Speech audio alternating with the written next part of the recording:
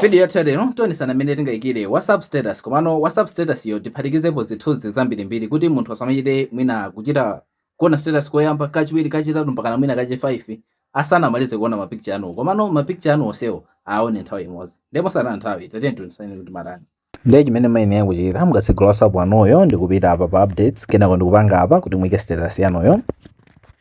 kenako ndikupita apa alemba kuti layout kenako pamenepa mmasankha zithunzi zimene mukufuna kenako mmachongera apa kenako ikafika apa pano pamene mmasankhano kuti layout yanuyo ikhale motani ndi apa pamakhala zithunzi 4 apa zitatu apa zitatu so ndikuti mmasankha iliyonse imene mukufunayo ndikuti mukasankha imene mukufunayo ndikuti mwina musomayira kupangamo add chithunzi chimene mukufuna ndikuti muzingodina ndikukasankha chithunzicho mwina monso mutha kupanga chimozimozi ndikuti zikatheka basi mapanga pa done ndikuti zikatero izooneka moteremo basi kupanga kwake ndi kumene koko ndengati mufuna kuti ma videos ngati amene wawa asamakuponyeni osayora wanga follow tiye tionanso video satira